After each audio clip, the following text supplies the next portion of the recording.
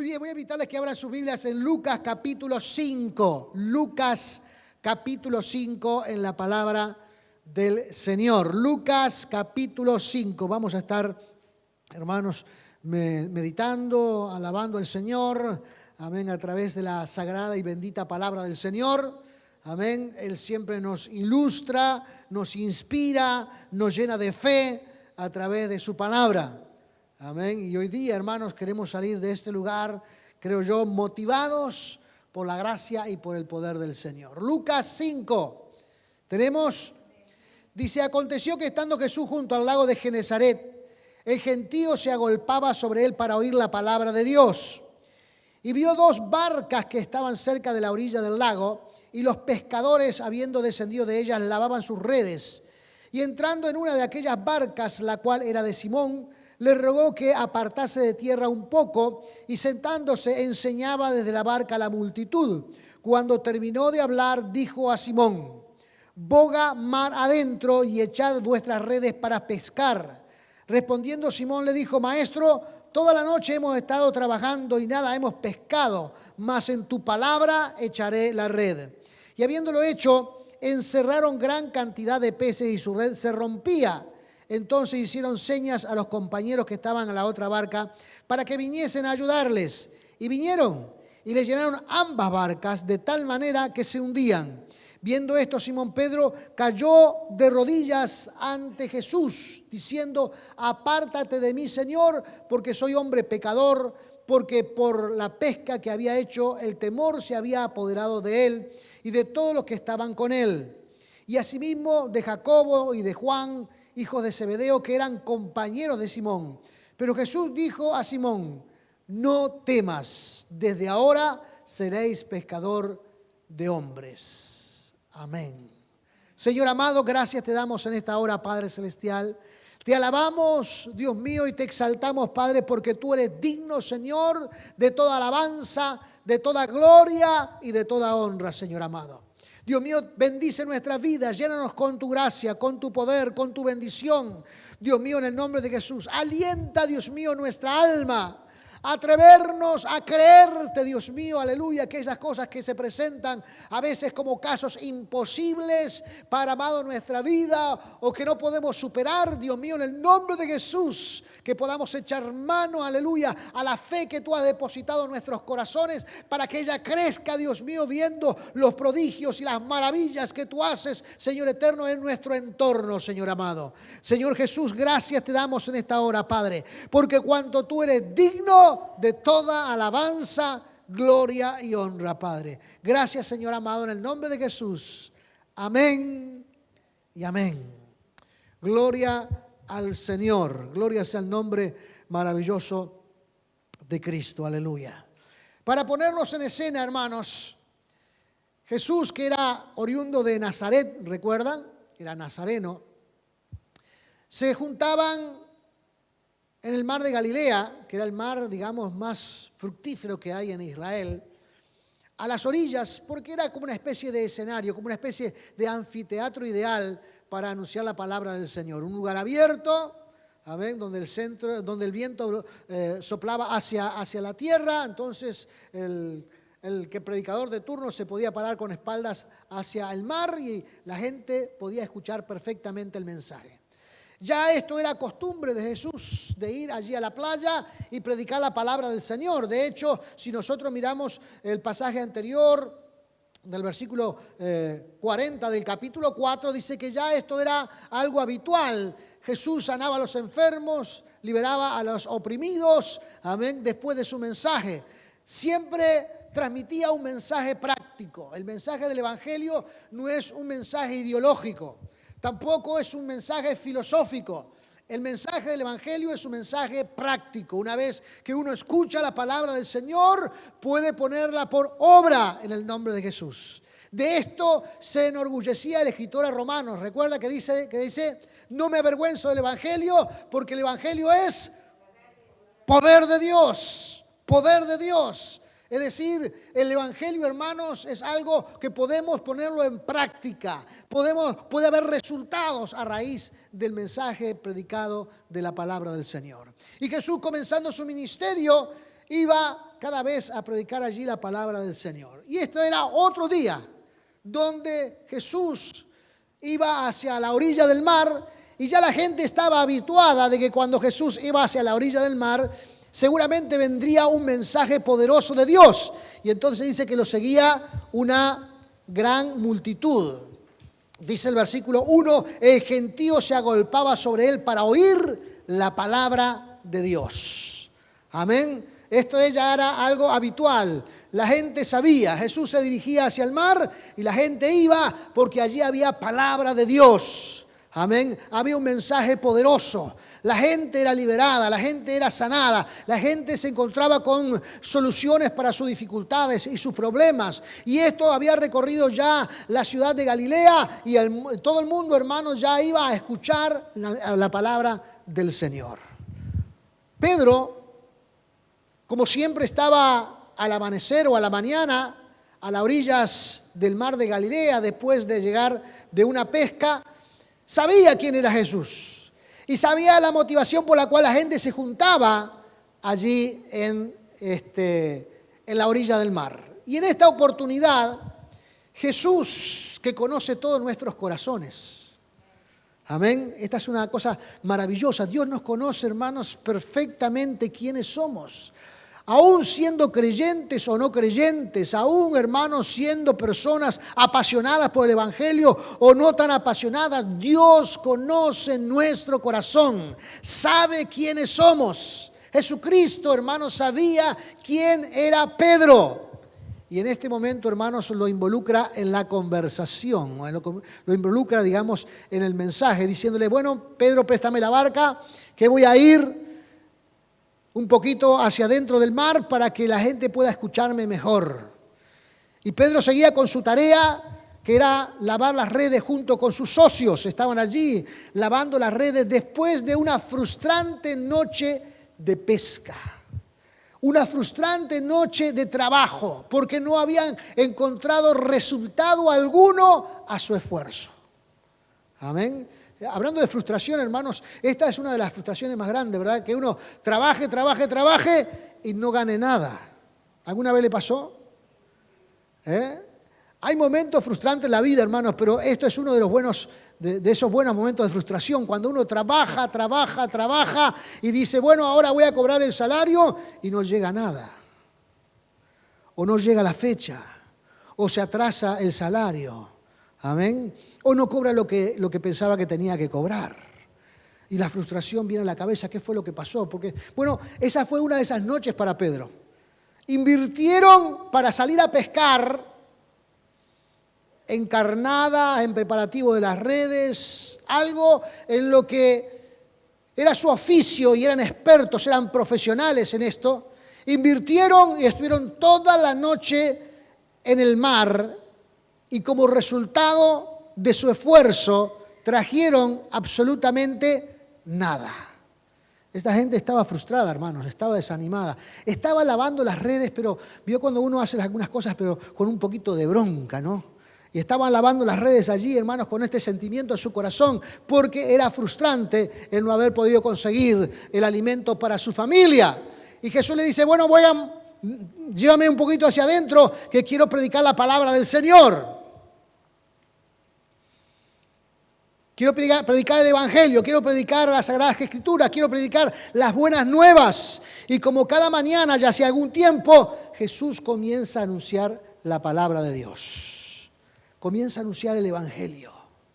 Amén. Para aquellos hermanos que solamente creen que el Evangelio es una filosofía, es una ideología, es un concepto extremista de la realidad de la vida y no saben cómo aplicarlo, cómo tenerlo, hermanos. Hoy día hay muchos aún científicos que concluyen que el Evangelio es algo mucho más misterioso de lo que ellos piensan, porque no pueden descubrir qué es lo que hay detrás del Evangelio, porque no se acepta a veces en regla general la existencia de un Dios todopoderoso. Pero cuando nosotros escuchamos el Evangelio, sabiendo que hay un Dios todopoderoso, sabiendo que hay un Dios que gobierna a los seres humanos, sabiendo que hay un Dios que ha creado el universo, sabiendo que hay un Dios que está siempre mirando y observando el comportamiento de las personas, hay un alto potencial de que esta gente, hermanos, experimente algún milagro de parte de Dios. Hasta ese día, hermanos, Pedro solamente había experimentado frustración. Había escuchado quizás el Evangelio con cierta indiferencia, pero en esta oportunidad tuvo que escucharla con mucha atención porque Jesús estaba utilizando justamente su propiedad, que era la barca. Entonces tuvo que escucharlo con atención.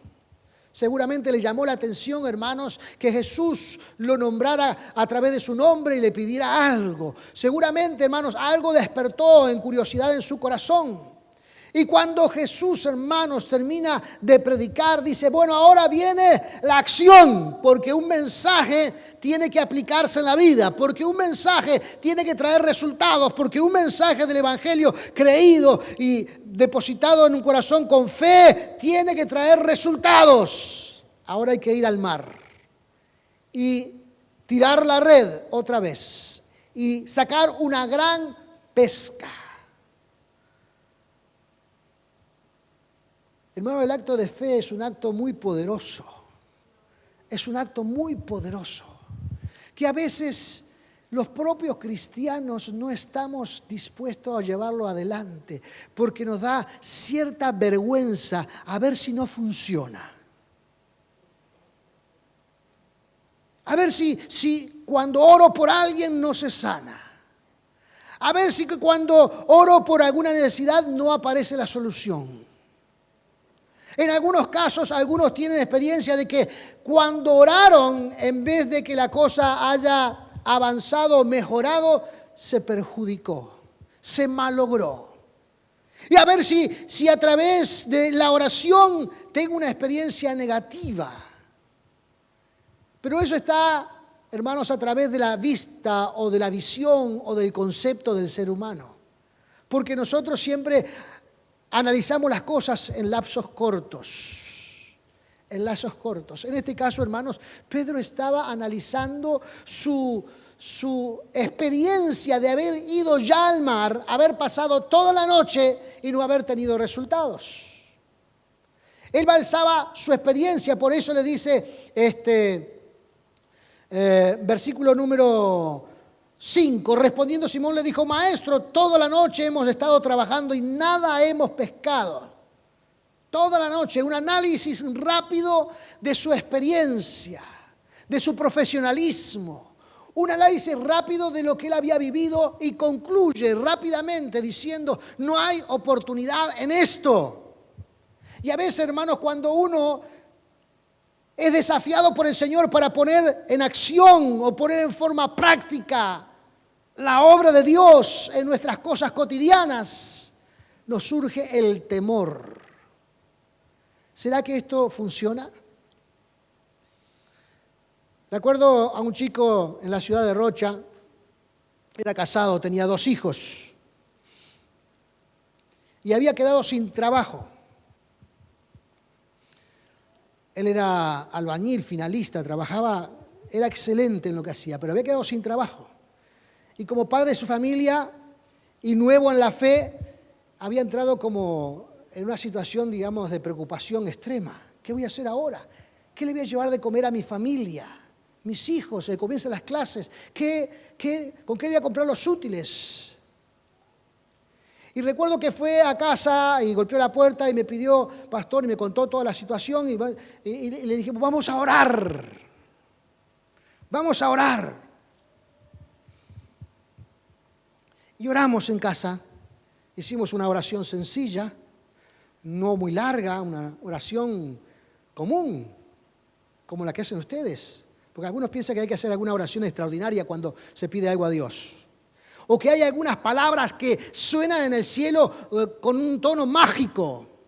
Porque hay gente que piensa que usando algunas palabras muy especiales suenan como en una suerte de acción mágica en el cielo. Y no es cierto así, porque Dios dice, hermanos, que Él aún conoce nuestra oración en asuntos cuando ni siquiera los pronunciamos en palabras. Porque Él dice que conoce nuestro corazón.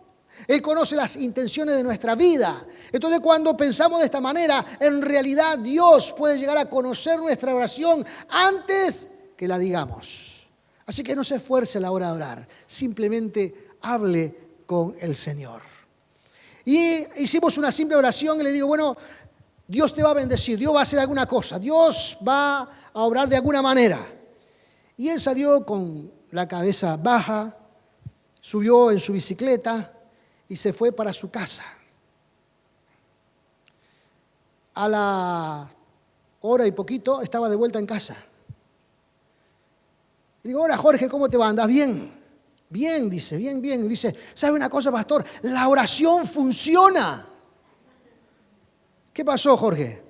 Fui a casa, dice, y al llegar a casa me estaba esperando el patrón, que ya le habían aceptado uno de los proyectos y que comenzaba mañana la obra, a trabajar, otra vez. Hermano, dice, pastor, la oración funciona. Porque esa es la experiencia, hermano, que a veces nosotros necesitamos, saber que Dios, hermanos, se manifiesta a través de la oración. La oración, hermanos, funciona. Dios hace cosas extraordinarias. Amén. Por eso uno tiene que esforzarse en buscar al Señor. Por eso hoy mi esposa decía, el culto de oración es vital, es importante. ¿Por qué? Porque nos reunimos todos con un solo propósito, a adorar al Dios de los cielos y a orar por nuestras necesidades. Ahí es cuando Dios obra, porque la Biblia enseña que cuando hay dos personas, por lo menos, que se ponen de acuerdo para orar por un asunto en particular, el Dios que está en los cielos comienza a manifestarse. El culto de oración, hermanos, es para eso, es para ponernos de acuerdo, es para poner las necesidades en perspectiva, es para orar los unos para los otros, amén. Y esto es lo que no se debe de perder en la vida del cristiano. El culto de oración es algo muy, muy importante. Entonces, hermanos, pensando aquí en Pedro, un hombre profesional en su tarea, un hombre que hacía las cosas, hermanos, desde muchísimo tiempo, quizás no lo dice en ninguna parte, pero quizás ya era varias generaciones de pescador por vivir a la orilla de un gran lago donde se nutría toda una ciudad. Alguien que sabía lo que estaba pidiéndole el Señor. Lo que estaba pidiéndole el Señor era algo prácticamente del punto de vista natural, algo absurdo. Se sale a pescar en la tardecita, se tiran las redes y se dejan toda la noche. A la mañana se recogen. Ahora cuando ya llegamos, cuando estamos lavando las redes, en este horario no se pesca. Esta no es la hora propicia. A esta hora los animales no salen, los peces no salen cerca de la orilla. No es posible. No hay forma de que a esta hora podamos atrapar un cardumen. Pero dice Pedro algo muy, pero muy importante. Amén. Algo muy importante en su segunda parte del versículo número 5. Mas en tu palabra echaré la red. Mas en tu palabra echaré la red. El Evangelio, hermanos, es palabra de Dios. Amén. El escritor a Romano, cuando decía, no me avergüenzo del Evangelio porque es poder de Dios, estaba diciendo, porque en la palabra de Dios voy a hacer tal o cual cosa.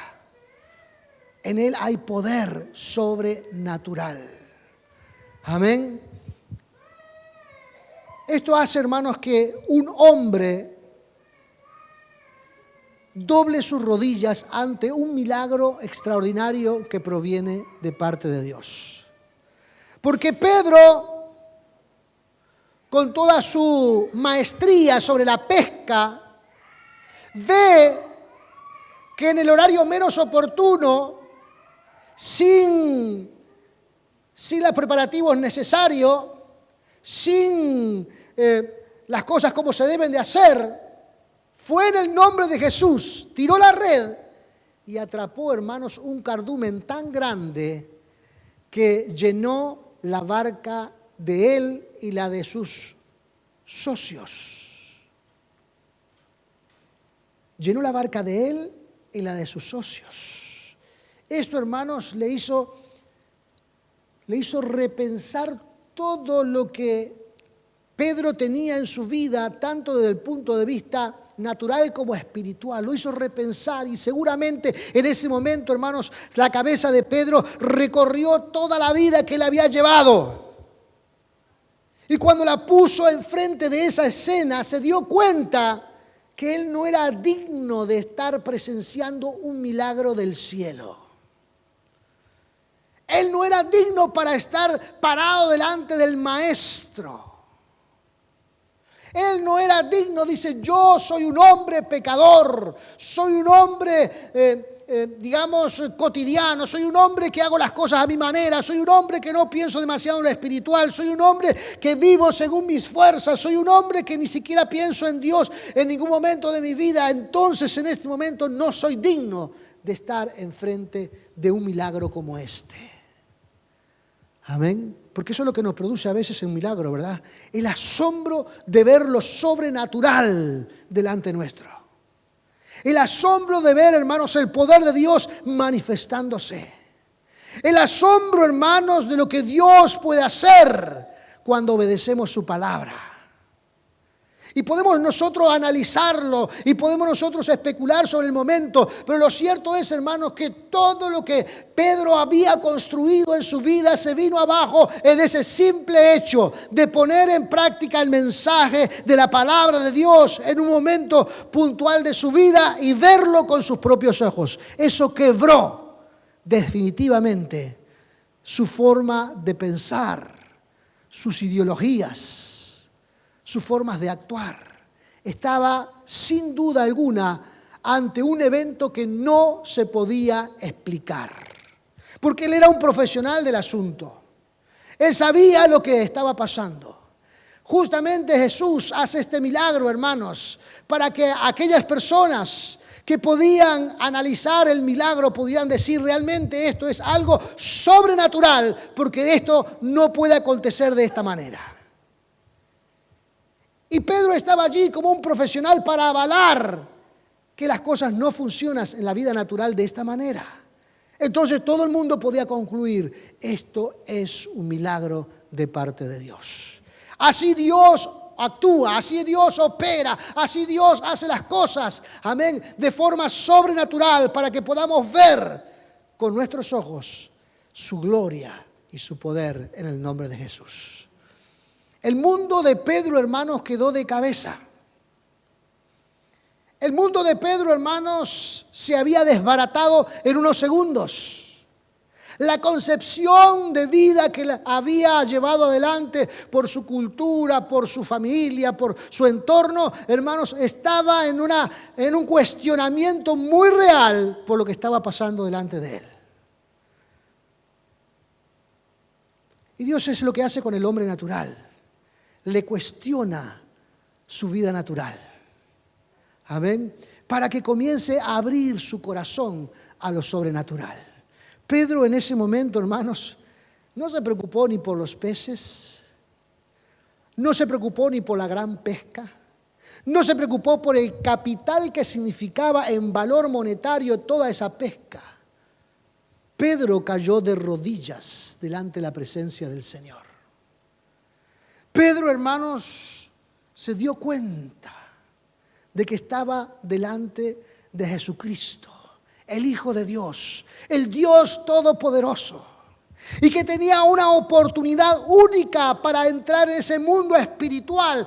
No sabía mucho acerca de los planes de Jesús, pero Jesús ya tenía a Pedro en mente como discípulo. Todavía no había tomado a los discípulos, a los 12 discípulos. Todavía no los había invitado a ser parte de su equipo. Todavía no había nadie. Jesús estaba trabajando solo.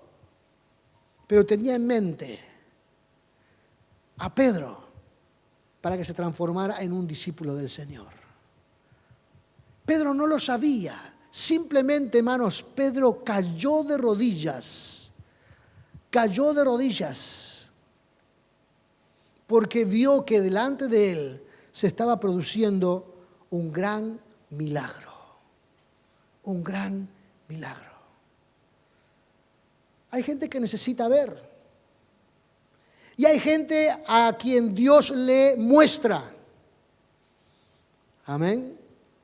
Aunque la Escritura dice, bendito aquel que no vio, pero creyó en el Evangelio. Pero hay personas que necesitan ver. Y Dios le concede el privilegio de ver. El asunto es, hermano, que este no era el único milagro que iba a ver Pedro. Pedro iba a entrar en un mundo, amén, espiritual, un mundo de predicación del Evangelio, un mundo de acción permanente donde vería milagro tras milagro. Pero si usted observa las palabras de Jesús, no le está diciendo a Pedro, mira Pedro, ahora a partir de este momento, si tú te unes a mi trabajo, a mi ministerio, al desarrollo del mensaje de la palabra del Señor, vas a ver milagros de todo tipo. Y sabemos que en la vida de Jesús, en su ministerio, hubo milagros de todo tipo. Amén. De todo tipo y clases de milagros, obras poderosísimas. Pero no fue eso lo que le dijo Jesús a Pedro. Lo que le dijo a Pedro, a partir de ahora tú te transformarás en un pescador de hombres. En un pescador de hombres. Le sonaba perfecto eso a Pedro, ¿verdad? Pedro entendió perfectamente qué era lo que le estaba diciendo Jesús. Él inmediatamente despertó a esa realidad, a ese llamado que Jesús le hizo, serás un pescador de hombres. Algo nuevo comenzaba en la vida de Pedro. Pedro estaba enfrente de Jesús de rodillas, diciéndole que se alejara, y Jesús le dijo, no tengas miedo, tú te transformarás en un pescador de hombres. En ese momento, hermanos, algo pasó en la cabeza de Pedro, en el corazón de Pedro. Algo pasó, hermanos, en la vida de Pedro, hermanos, que todo lo que él creía importante se desbarató de un momento a otro. Todo lo que creía importante. Ya no estaba afligido porque la pesca había sido nefasta. Ya no estaba afligido porque no había tenido éxito en su trabajo. Ya no estaba afligido absolutamente por eso, por nada de eso, sino que ahora estaba pensando en lo que Jesús le estaba diciendo. Pedro, hermanos, estaba pasando de la vida natural a la vida espiritual. Pedro estaba pasando, hermanos, de un momento de fracaso a un momento de victoria. De pronto su corazón vacío, su corazón, hermanos, necesitado, su corazón, hermanos, desbaratado por la frustración de un trabajo sin provecho, ahora estaba mirando, hermanos, que en Jesús hay muchas probabilidades. En Cristo hay muchas oportunidades. En el Señor hay cosas extraordinarias, pero para que eso suceda es necesario escuchar a Cristo, escuchar su palabra de poder y ponerla en práctica en el nombre de Jesús. Amén. Ponerla en práctica en el nombre de Jesús. Hace 4 años que estamos en Lezica. 4 años. En este momento hay 7 personas que concurren al lugar y unos 25 niños, 25 o 30 niños que van allí a Lezica. Muchas veces, hermanos, he hablado con Cristian, por causa del poco fruto que tenemos en estos 4 años. Yo considero que son pocos frutos. De hecho, la inversión que se ha hecho, hermanos, es gigantesca en estos 4 años. Usted no se ha puesto a analizar, pero tenemos un presupuesto mensual de 20,000 pesos en Lezica. En 4 años usted haga la cuenta cuánto se va gastando. Pero cada vez, hermanos, que tengo un impulso de administrador mezquino, me acuerdo que quien nos llamó allí fue el Señor. Y que si nos ha mantenido por 4 años, es por la gracia del Señor. Y si los frutos o los recursos han llegado mes a mes, es por la gracia del Señor. Y entonces otra vez, hermanos, vuelvo en sí. Me golpeo la cabeza y vuelvo en sí otra vez. Y digo, esto no es resultado económico el que hay que tener, digamos, en términos, si yo invierto tanto, tengo que tener tanto resultado. Esto no es así. En el reino de los cielos hay otra dimensión. De hecho, la Escritura dice que el valor de un alma es invalorable, es invaluable el valor de un alma. Tenemos 7 allí, hermanos, y 25 niños que van a ser mayores. Pero vio que a veces uno, el pastor resultista, tiene que tener resultados porque si no se pone nervioso, ¿verdad? Y a veces me sale el pastor ese de adentro que quiere resultados. Pero estamos haciendo el reino de los cielos. ¿Qué quiero decir con esto, hermanos? ¿Qué quiero decir? Que los resultados de Dios no se pueden ver solamente con ojos naturales. No podemos tener una visión natural sobre todos los hechos espirituales. Y aquí Pedro se dio cuenta de que él no podía tener una visión natural de lo que estaba pasando y por eso cae de rodillas. Si esto no es natural, entonces sobrenatural. Y si es sobrenatural, entonces proviene de Dios. Y cuando Jesús les dice, entonces ya no vas a ser pescador en este mar, sino que vas a ser pescador de hombres. Seguramente, hermanos, en ese momento, Pedro, hermanos, contempló toda su existencia, todo su mundo. Porque a partir de ese momento, hermanos, él toma una decisión muy importante en su vida que va, hermanos, a cambiar toda su existencia y todo su futuro. Si usted va al final de este pasaje, usted se va a dar cuenta cuál fue la decisión de Simón Pedro. Y no solamente la de él, sino también la de Juan, la de Andrés y las de otros que estaban allí. Dice el versículo 11, y cuando trajeron a tierra la barca, ¿se acuerda que Jesús se había apartado y ahora habían salido a pescar y ahora estaban con esa pesca extraordinaria? Algunos estaban, hermanos, en estado de euforia por la pesca. ¿Se imagina? Las barcas se hundían, dice, por el peso de la pesca, porque la pesca no era solamente en cantidad, sino era en calidad. Allí los peces eran enormes. Era una pesca extraordinaria. Dice, y cuando trajeron a tierra la barca, dejándolo todo, le siguieron. Dejándolo todo, tiempo presente. Es decir, hermanos, no sé a quién le regalaron los peces, pero ellos no se los llevaron. No sé qué hicieron con los peces en ese momento, dice, pero dejándolo todo, se fueron con Jesús. Amén. Esa gran pesca, esa fortuna aparente que a ellos no les costó absolutamente nada porque fue un milagro de Dios. La dejaron. No sé si para la población, para los presentes que estaban en la playa, para quién, pero lo dejaron todo y siguieron a Jesús. ¿Por qué? Porque vieron, hermanos, que en Jesucristo, amén, se tenía la oportunidad de ver las cosas sobrenaturales del reino de los cielos. Y esta es una decisión importante, hermanos, de nuestra vida. A veces uno tiene que cambiar de rumbo. A veces uno tiene que seguir otra cosa. A veces uno tiene que seguir la voz del Señor. Amén. En el caso de Pedro, hermanos, él quedó tan choqueado de lo que había experimentado que no dudó un segundo en dejarlo todo para seguir a Jesús. Otros compañeros, socios de él, hicieron exactamente lo mismo. Nosotros que conocemos toda la historia después, hermanos, esta gente conquistó, hermanos, todo el mundo conocido en aquel tiempo a través del mensaje de la palabra del Señor. Vivieron cosas extraordinarias en su vida.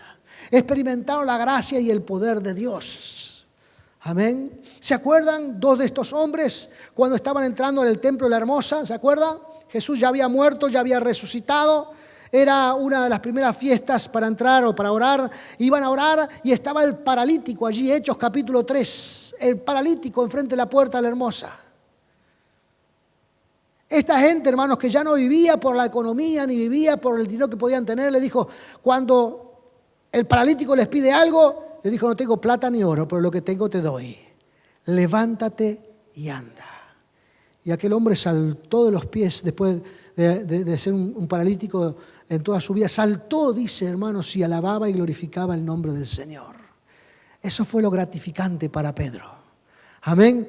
Pedro seguramente, hermanos, no se imaginaría en ese momento puntual cuando lo dejaba todo lo que iba a pasar en la presencia del Señor. Pero sin duda, hermanos, Jesús, que sí lo sabía, amén, estaba tocando el corazón de Pedro para que la gracia y el poder de Dios tocara su vida. Dios también tocó nuestras vidas, hermanos. Dios también tocó su corazón. Usted no está aquí para perder el tiempo, ¿cierto? Usted aquí no está porque no tiene más nada que hacer. Usted no está aquí porque es alguien que le gusta estar en lugares cerrados con otras personas. Usted está aquí porque reconoce la soberanía del Dios de los cielos. Bueno, si reconoce la soberanía del Dios de los cielos y alguna circunstancia en su vida está oprimiéndole, o alguna circunstancia en su vida lo está sometiendo a tener alguna desilusión, algún temor, alguna frustración. Recuerda, hermanos, que el Evangelio es práctica. El Evangelio no es ideología. El Evangelio no es filosofía barata. El Evangelio, hermano, es práctica. ¿Cómo se llega a la práctica del Evangelio? A través de la oración. Tenemos que orar, hermanos, creyendo que el Dios de milagros va a intervenir en nuestro presente, va a intervenir en nuestra historia, va a intervenir en nuestra cultura, va a intervenir en nuestro alrededor y va a cambiar las cosas por lo que Él desea. Y podremos ver, hermanos, una pesca milagrosa en nuestras vidas. Amén. A veces no sabemos ni lo que estamos haciendo, orando por una circunstancia o por otra. No tenemos claro lo que estamos haciendo, pero lo que estamos haciendo es seguir, hermanos, la voluntad de Dios.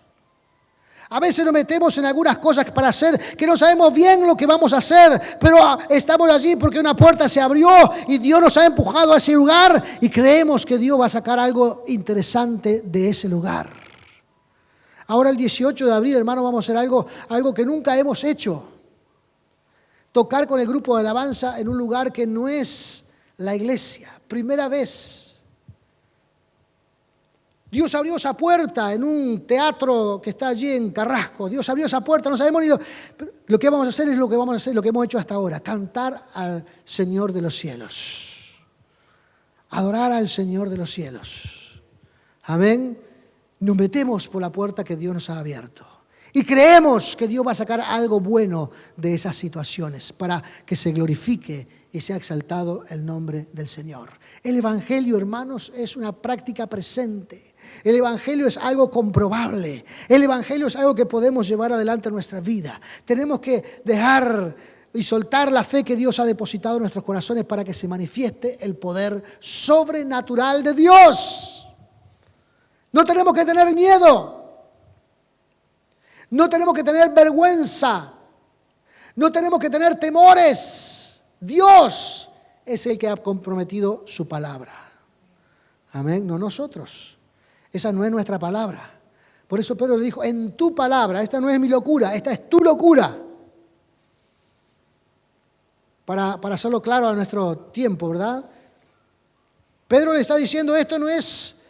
En mi locura hay que hacerlo de esta manera, pero esta es tu locura, vamos a hacerlo a tu manera. Métete para adentro y tira la red.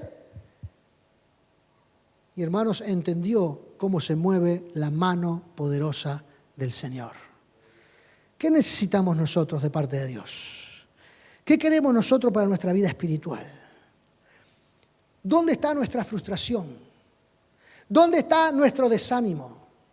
¿Dónde está la incomprensión de nuestra existencia? Animémonos a creer en el Dios de los cielos. Crea en Jesucristo. Amén. Quizás algunas cosas que Jesús le pueda pedir parecerán locuras, pero créala. porque si son sus locuras, Él las va a respaldar. Amén. No es que sean locuras, nosotros las vemos como locuras. De hecho, Pablo, hermanos, tenía esta forma de pensar cuando se acercaba a la gente y le decía, bueno, lo que pasa es que la gente se va a salvar por la locura de la predicación. Porque sabía que para el hombre natural la predicación del Evangelio era como una locura. Hoy día lo vemos, hermanos. Amén. Hoy día lo vemos en la filosofía que hay aquí. Cuando hablamos de abortos, muchos aplauden. Cuando hablamos de la filosofía de cambio de género, muchos aplauden. Cuando hablamos de alguna de estas filosofías fantásticas que han aparecido últimamente, mucha gente aplaude. Pero cuando decimos es tiempo de ir a la iglesia a buscar de Dios para que nos saque de nuestra miseria, dice, ahí están los fanáticos. Ahí están los extremistas, los locos. Pablo sabía esto hace mucho tiempo atrás y decía, la gente se salvará por la locura de la predicación. Para muchos el Evangelio es locura, pero no vamos a resonar con eso. Vamos a dejar que el Evangelio haga su trabajo, porque en el nombre de Jesús estamos haciendo lo que hacemos. En el nombre de Cristo hacemos lo que nosotros hacemos. Y seguramente, hermano, cuando nosotros nos movemos en esta dimensión y en esta dirección, el poder de Dios se manifestará en el nombre glorioso y maravilloso de Cristo. El poder de Dios, hermano, se manifestará en nuestro medio. Y esto es lo que debemos anhelar en nuestra vida, que se manifieste el poder de Dios. Póngase de pie en esta hora. Cierre sus ojos, incline su rostro. Porque llegamos al punto, hermanos, donde tenemos que poner en práctica el Evangelio. En práctica la fe de la cual habla las Sagradas Escrituras. En práctica lo que hemos escuchado del poder de Dios. Y ahora pensando en cada quien que tiene esa frustración, esa necesidad, esa dificultad, que tiene quizás aquel problema o alguna situación difícil en su vida, ¿qué se debe hacer ante cualquier cosa de esta? Debemos orar en el nombre de Jesús. Así que en el nombre de Cristo, hermanos, usted levante su mano al cielo y ore a Dios en esta hora. Ora al Señor en esta hora en el nombre de Jesús. Ora al Señor en esta hora en el nombre de Cristo. Ora al Señor en esta hora en